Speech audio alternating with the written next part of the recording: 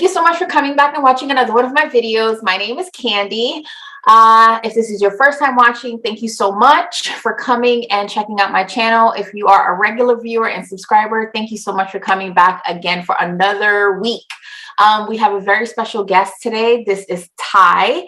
Ty is a very special and very beautiful lady that I happened to find on my own research. Ty is going to share her story with us. Ty is a birth mom, and Ty is a birth mom that is very passionate and, has a lot to say about adoption and, would love to share her story with us. I said it before and I'll say it again. I feel like, unfortunately, a lot of time birth moms, their voices get lost in this journey. So I wanted to give her the platform to go ahead and speak and ask her a few questions that I know some of you guys might have. So I'm going to ask Ty to go ahead and introduce yourself and tell everybody a little bit about you, and then we will get into the questions. Hi, yeah, I'm Tyann. I love Marvel stuff. I'm a huge nerd. I'm a cat mom to 2 cats, and they're everything to me. So, and yeah, I'm a birth mom, which has been a really amazing journey. Nice. Well, thank you so much for agreeing to do this. I know that so many people have a lot to learn about, your perspective and your side. So many times as the parents that are adopting, we are only, seeing things from our perspective, when we think about our children, but your voices, we don't really get to hear too much. So thank you for agreeing to do this.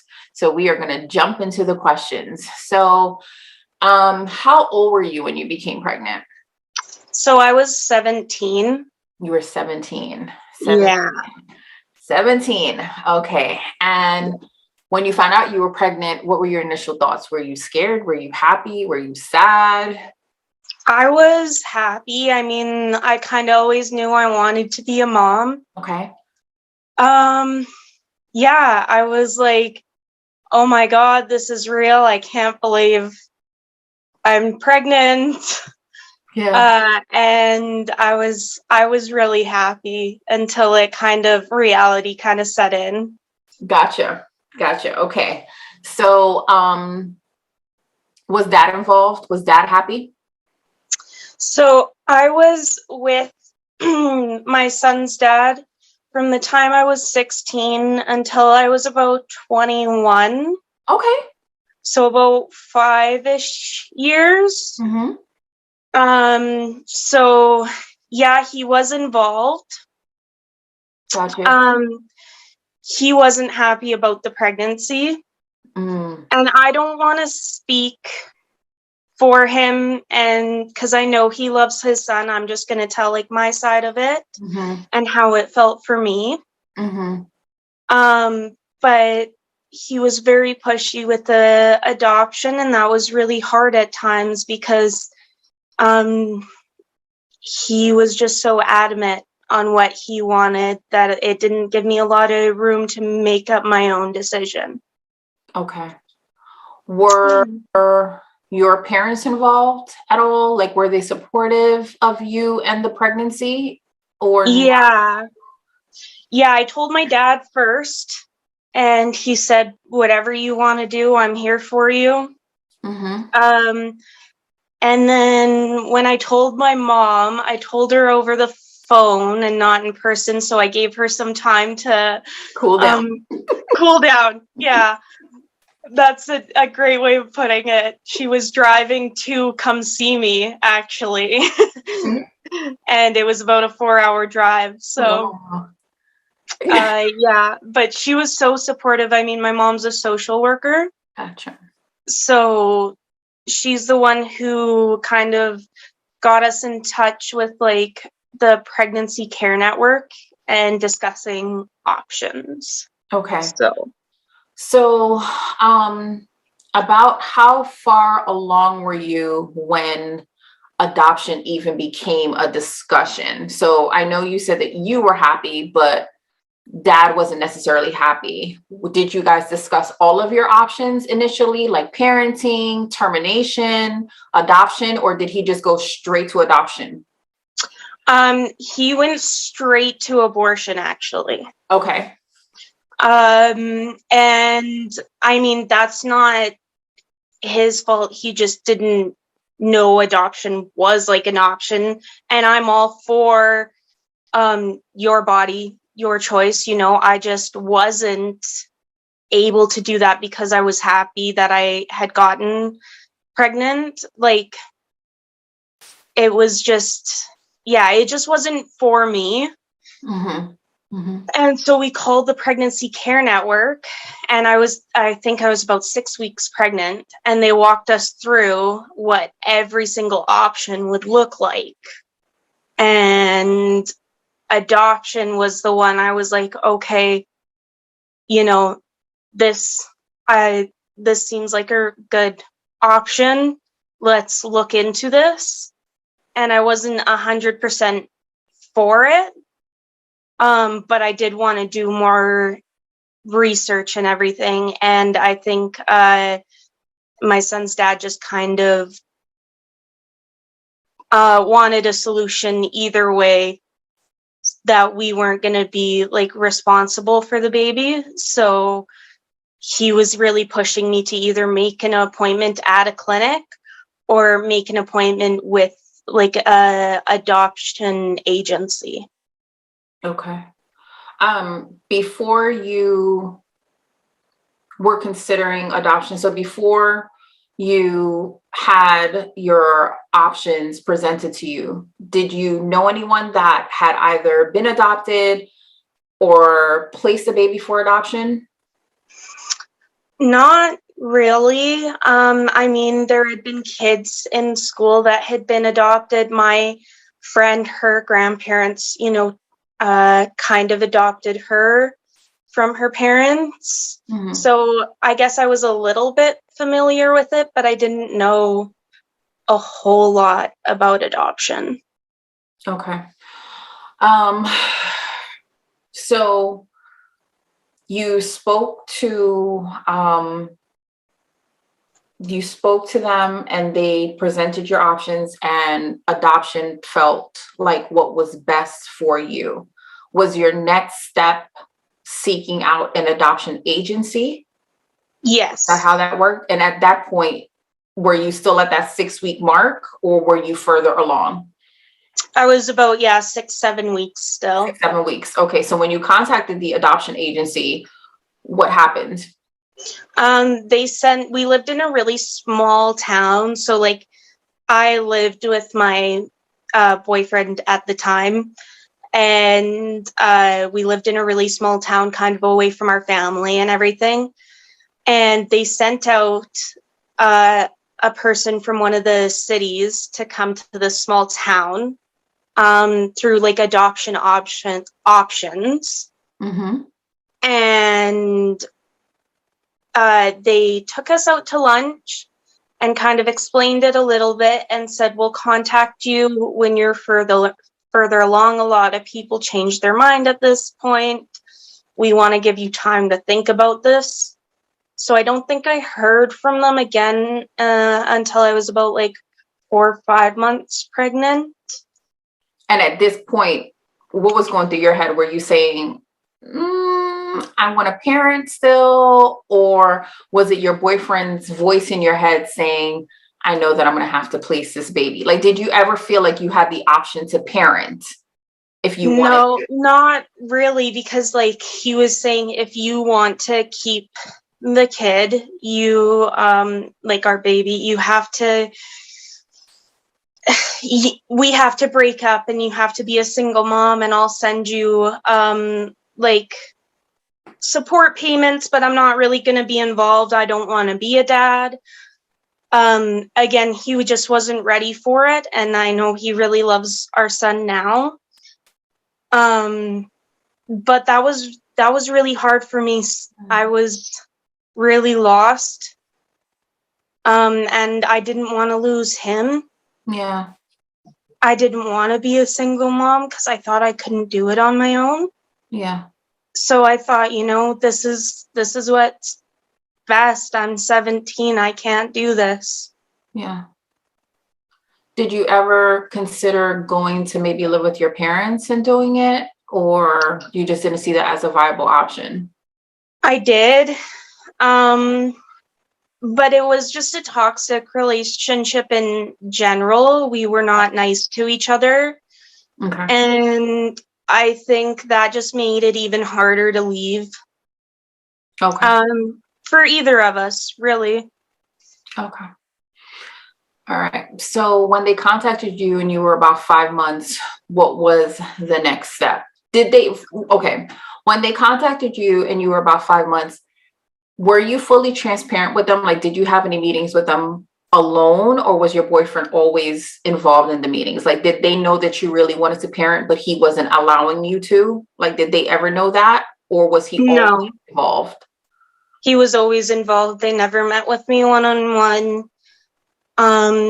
Really, there was no, they just sent us like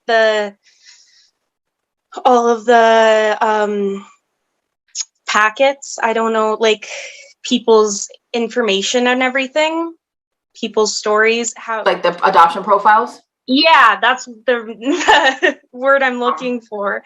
They just sent us that. They didn't do like really any more meetings with us, and they just kind of told us to pick, 3 candidates that we really liked. My heart is breaking every second that you speak. My heart is just breaking.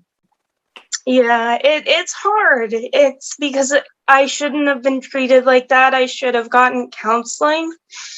And I know that now, but I didn't know that then. Yeah, you saw that was one of the questions. So that would literally, but that's all the way at the bottom of the questions. I was literally about to bump that up. Like, so they never offered you counseling. No, And you never knew that was an option.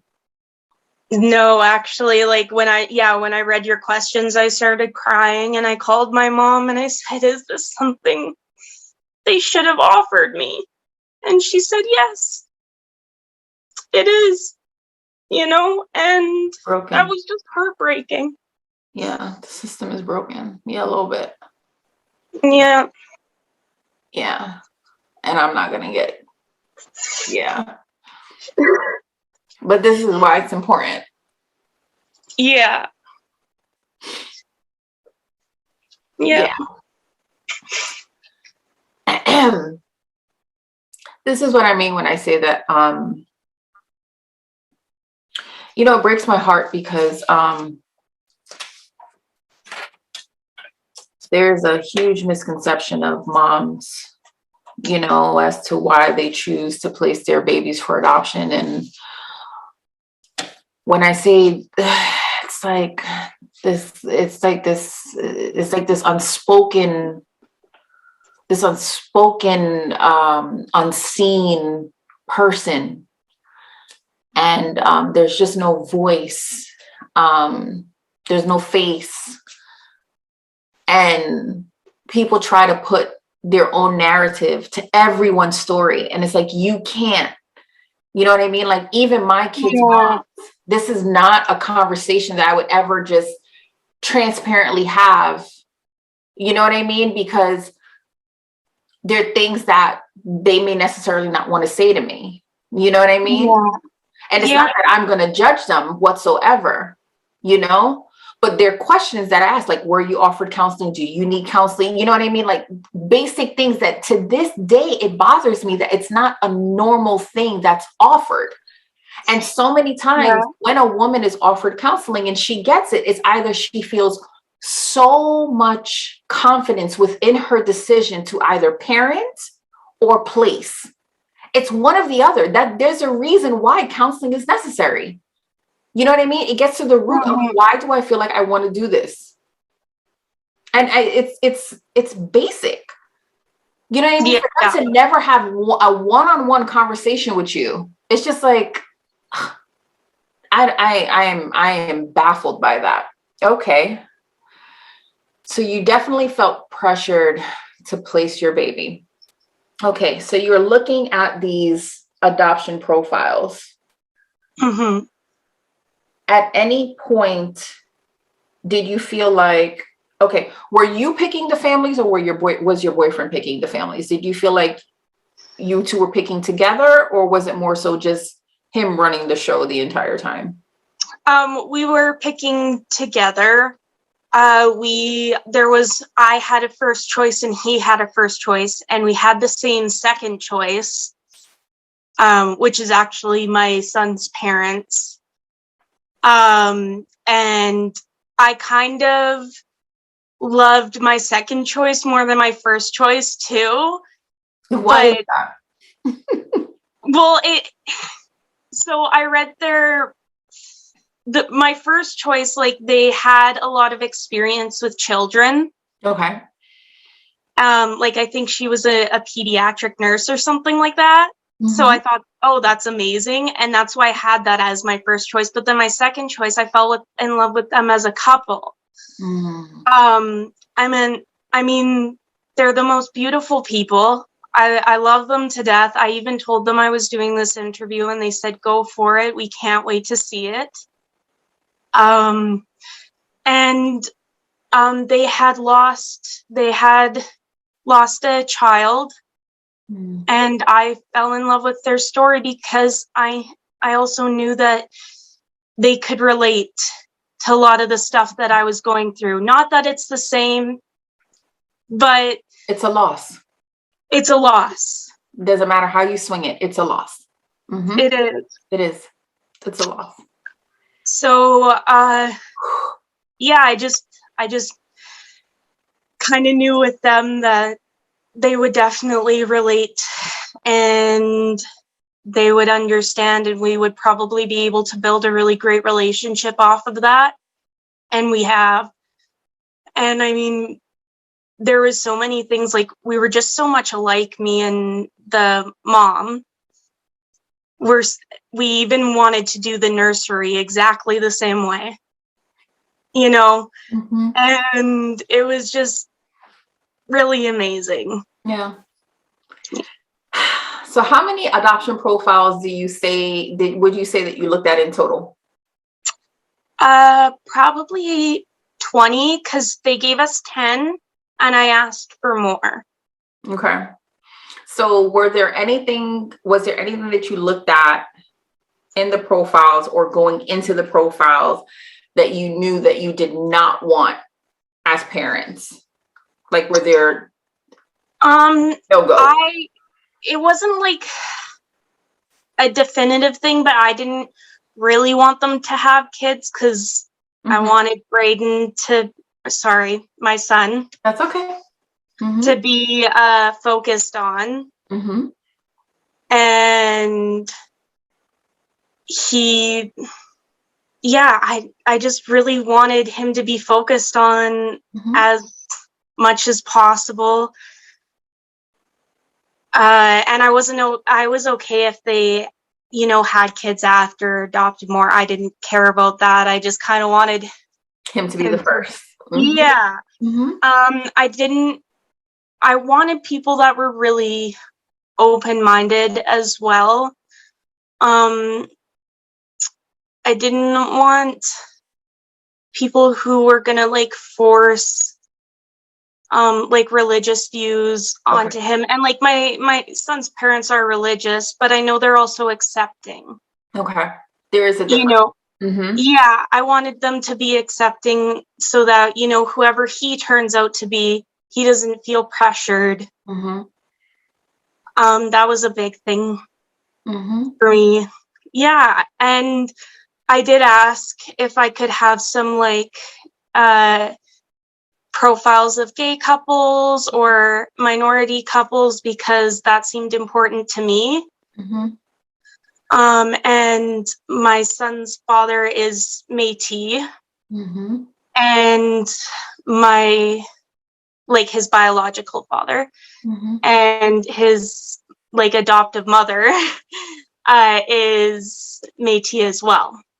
So I like that a lot because it's keeping him with his culture.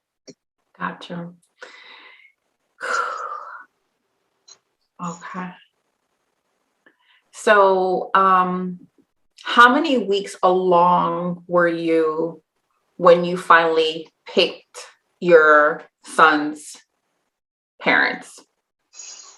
So I want to say like 25, 26 weeks. 25, 26 weeks. And how did your agency do it? Did they give you like a phone number and you had a phone call? Or did you meet in person?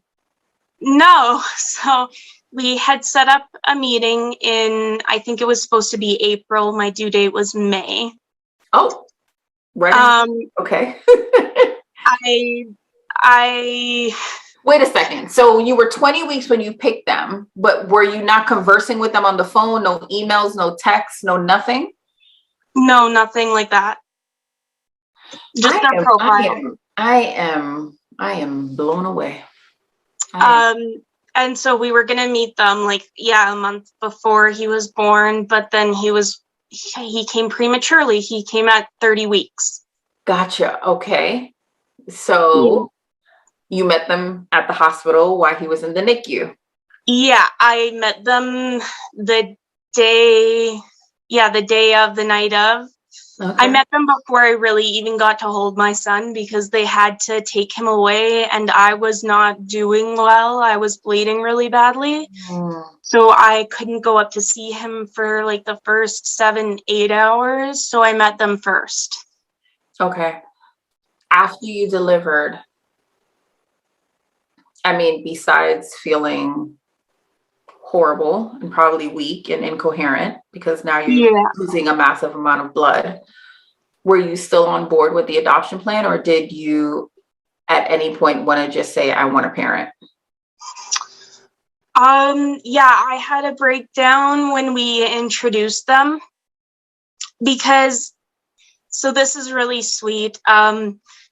We brought them up to the NICU and we brought them to like his little incubator and said, this is your son.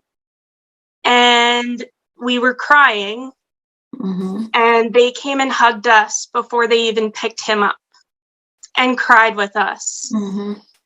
And just to show us that, like, we matter too. And they were crying because they were so happy. And, that made us cry because we were happy for them, not just because we were sad at our loss. And it was a great moment. But then after, when I left them, I went downstairs to my room and I remember my parents were in my room. So I went straight to the bathroom and I broke down and I was crying. And my son's father came in and said, we don't have to do this. We can keep him. Do you feel like that was a genuine statement? It was. I think it was. But my son deserved better. Did you feel that way now because you met them? I think because I met them, but also because I knew our relationship was toxic. And it wasn't fair to me that he had been saying this whole time, you have to do this, and then changed his mind and left it up to me. When we had already introduced them too, like I felt like it was too late at that point. And I just wanted my son to have better than that. I didn't think it was fair to me or him for him to say that to me. I guess it was nice because it did make it ultimately my decision. But I do wish that there was less pressure on me beforehand. Yeah.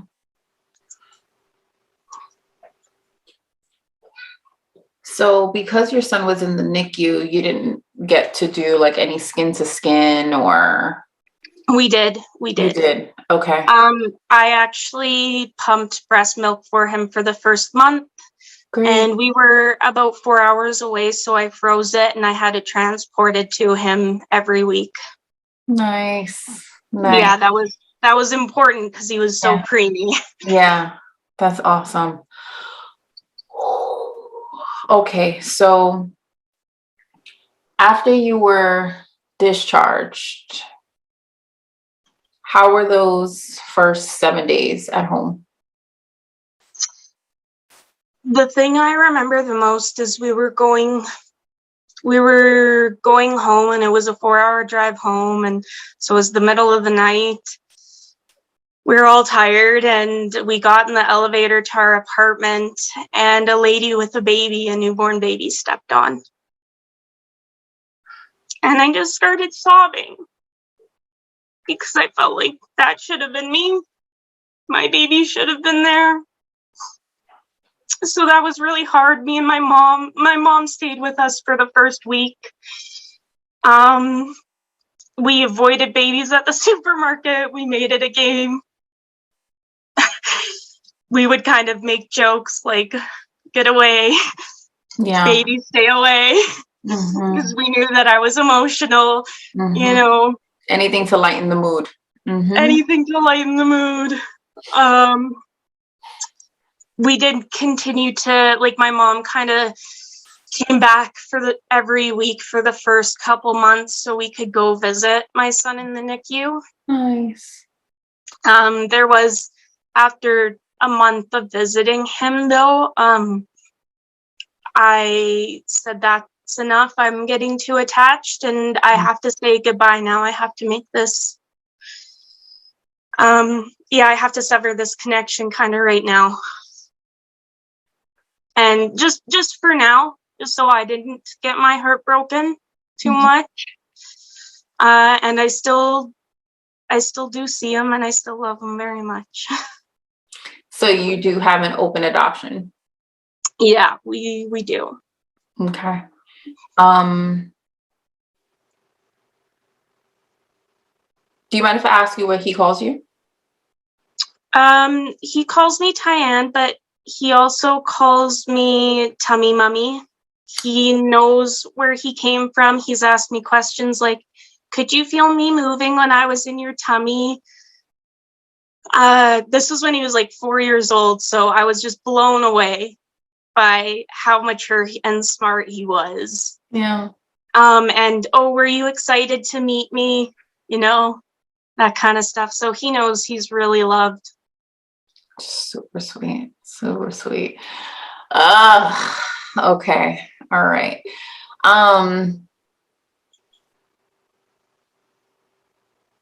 I don't know that this did not go how I planned. So let me tell you something, my viewers. So I send everyone questions before I do the interview, but I don't know any of the answers. And I tell them I don't want to know anything because I want my reaction to be the real reaction. So even when I spoke with her, I usually speak with everybody that I interview to just make sure it's a real human, a real person that, I have this online communication with, but I don't ask them anything about themselves. Like I literally just ask them how to pronounce their name so I don't botch it on camera.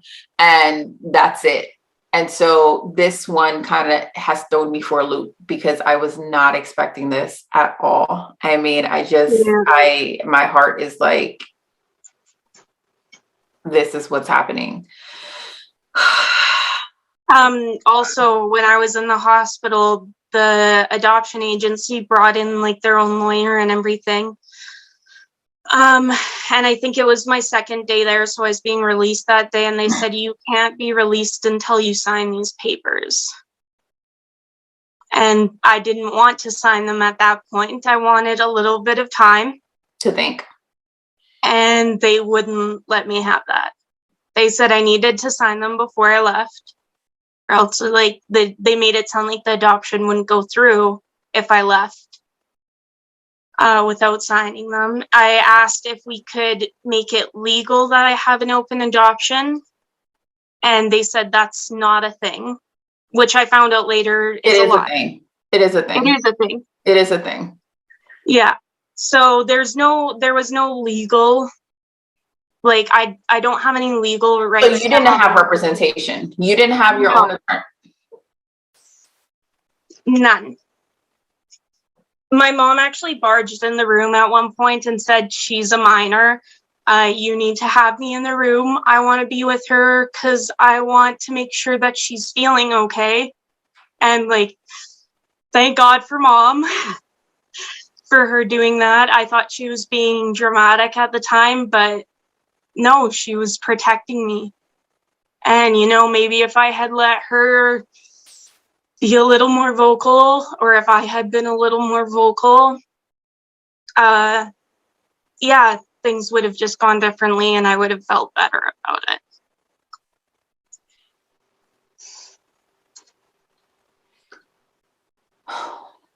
So in actuality, do you feel like your agency took care of you? Not at all. It felt like they just, like they messaged me once after, and they asked if I was in Edmonton, or sorry, again, they asked if I was in the city. Mm-hmm. I said, yeah, I am, but I can't meet up for coffee or anything because I have plans. And they never got back to me again. They never offered me more counseling. They never asked how I was doing. They just kind of abandoned me. Like, it was like they just wanted to get my signature, and that was it.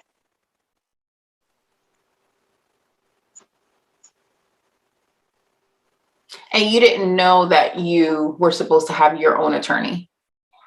No, that was not, I wasn't told that. So you weren't told that you were supposed to have your own attorney or that you could receive counseling? They like had mentioned counseling a little bit, like, but that they would recommend me to somebody after. But again, they never did that.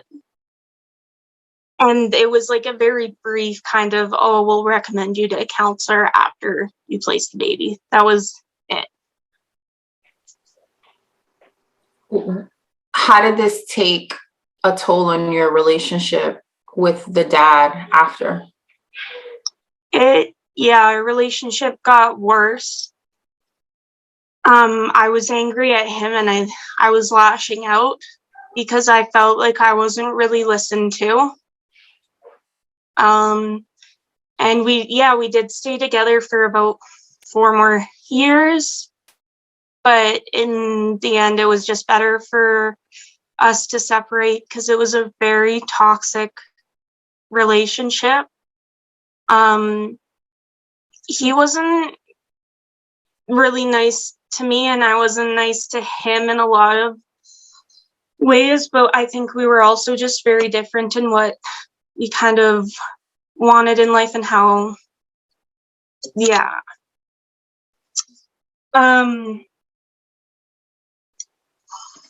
But I do know that he loves his son a lot.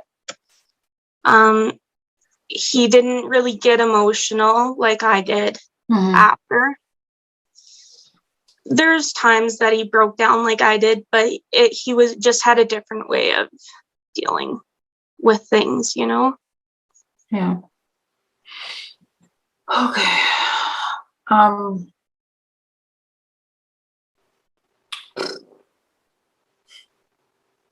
So what type of support do you have now? I have my amazing family, like my mom, my sister, my brother. I have a partner, my boyfriend that I'm with now. He's amazing. And like he was working for Mother's Day, so he went and bought me a Mother's Day bath bomb when he got home from work, like a few days later. And it had a little ring in it that said mom on it, and that was really nice for me because I don't get a lot of those things. So Nice. What would you say was the hardest part of the adoption process?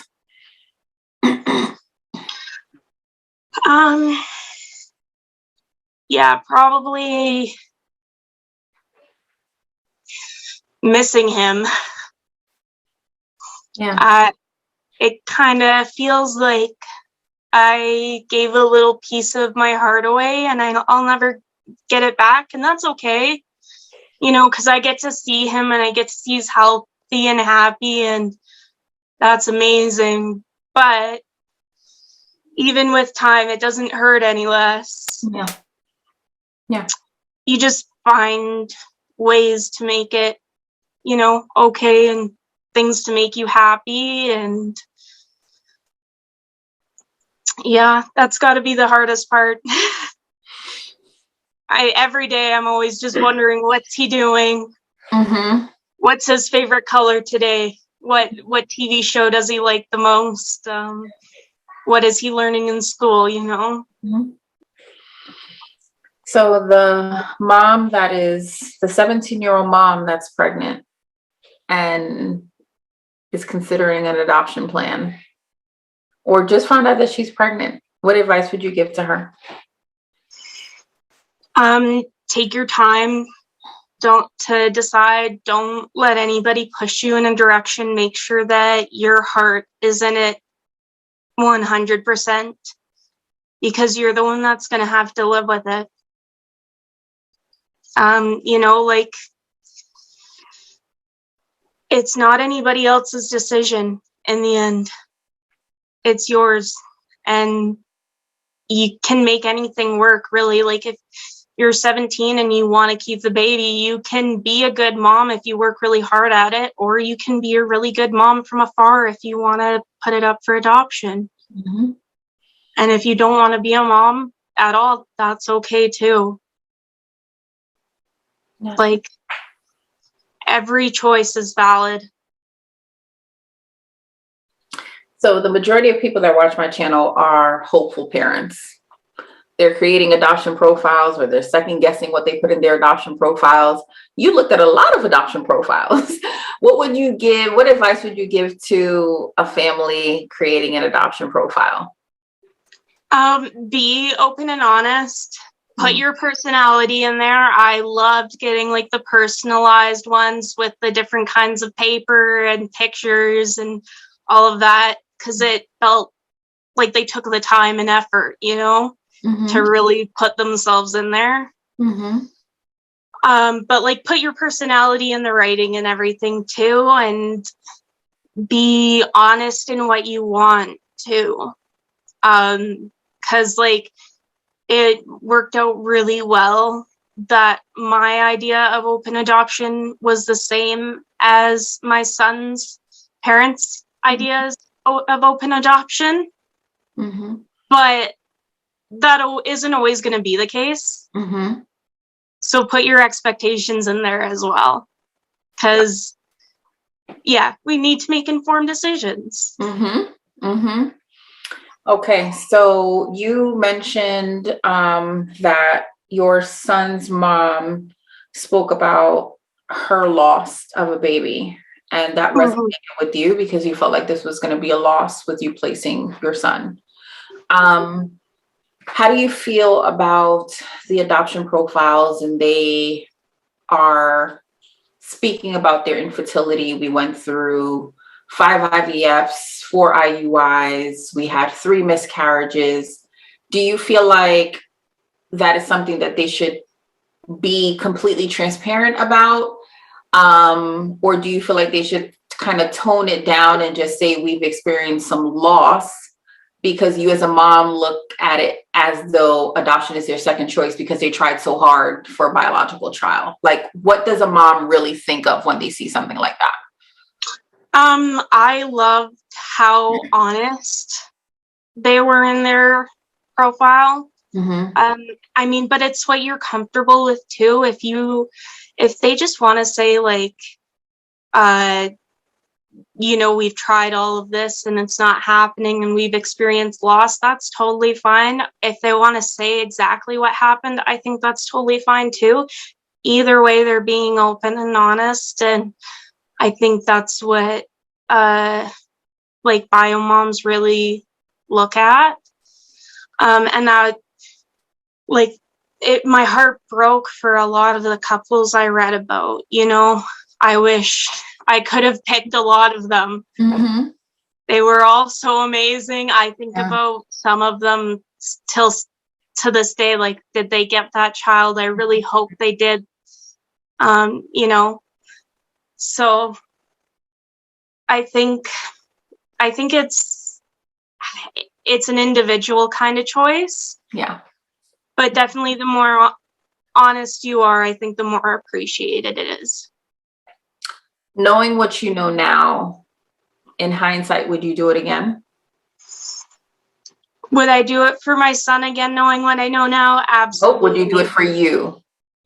Or for me? Yes, Yeah. absolutely. Okay. But if I got pregnant in the same situation today with a different child, probably not, because I've already been through it once. Gotcha. And once was enough.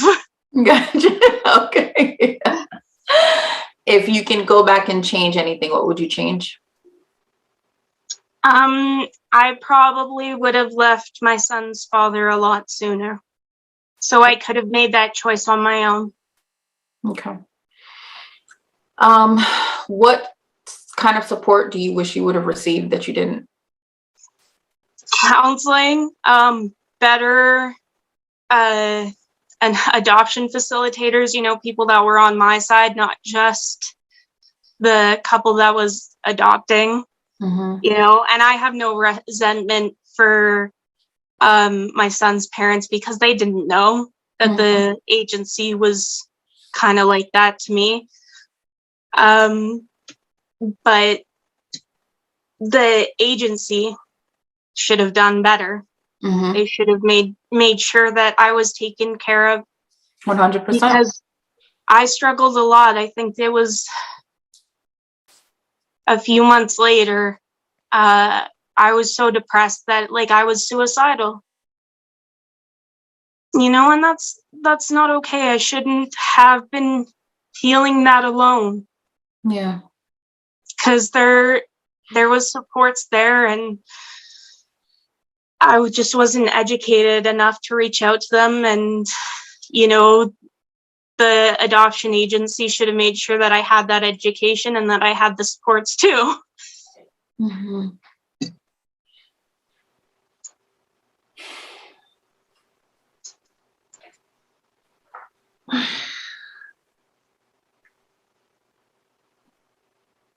How did you get through that? It was hard. I went through a lot of loss in the last 7 years of my life. And that's pretty much since like since I placed my son. He just turned 6, so since I got pregnant, there's been a lot of trauma and a lot of loss. And I've done a lot of counseling. Yeah, and it was just kind of finding a reason to move forward and go on. What it is with you. I must have knew you in a different life, because girl, I am built like a rock. Oh my God. But, yeah, my reason for like going on is like, I want to make my son proud. I want him to see that I placed him and made something of my life. And I just want him to be proud of me. Like, I placed him because I didn't have the means to give him everything he needed, but also because I needed to build a life for myself. So, like, I want to show him that I did that.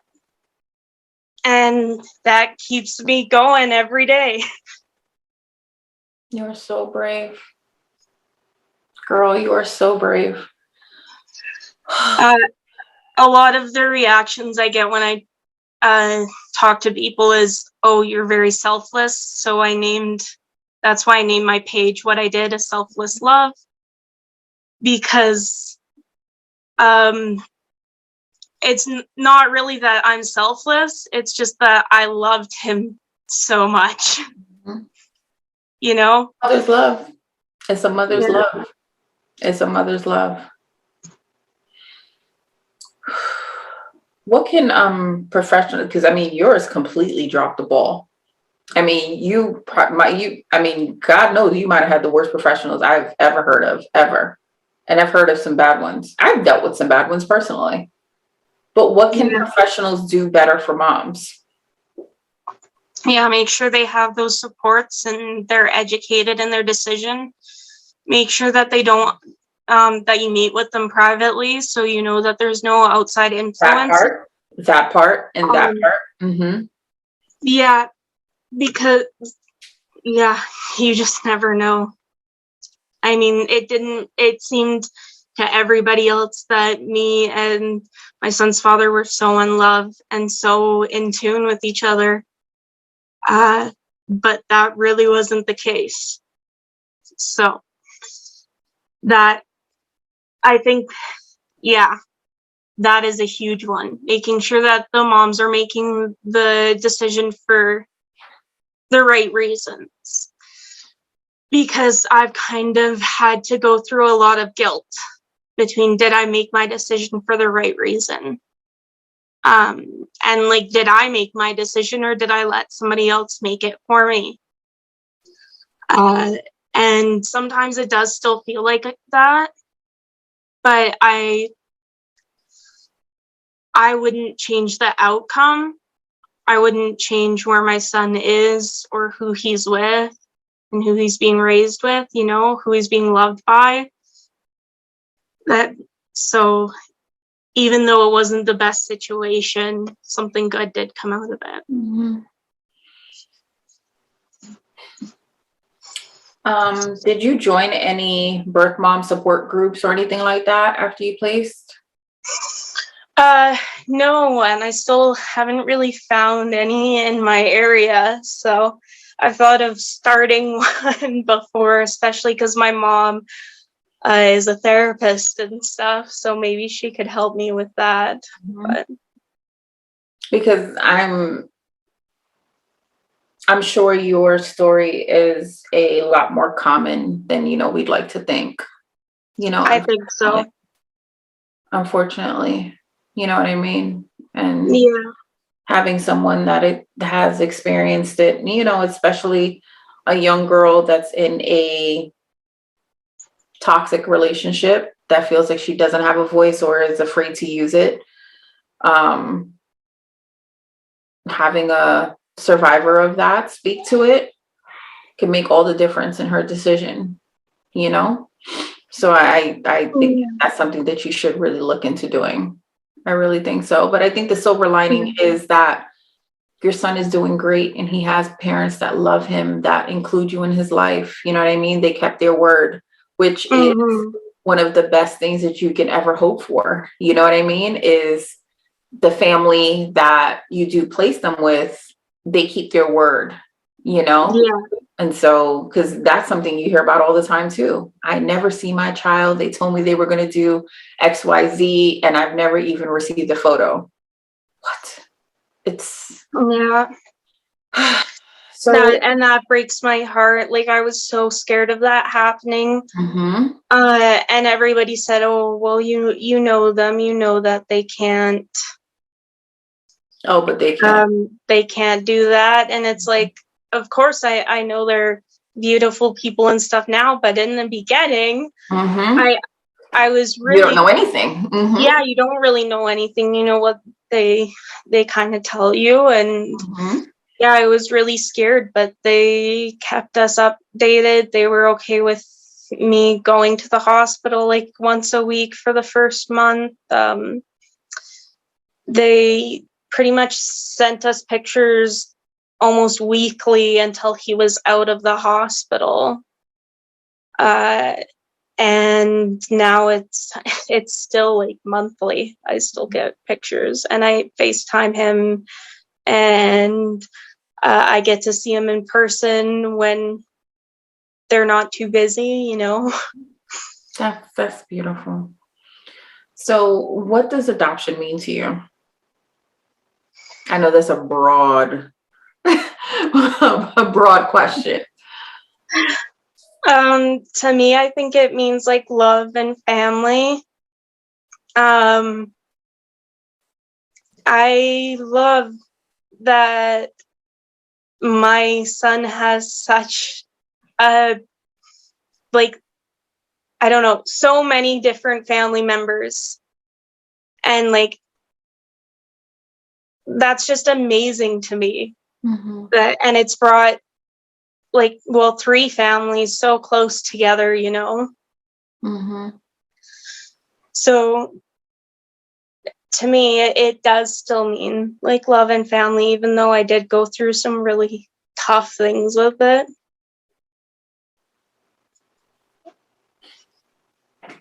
What do you want us to know?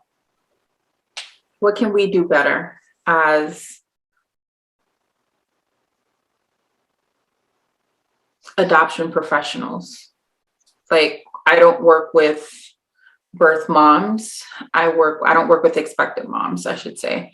I work with hopeful parents. But what can we do better as adoption professionals?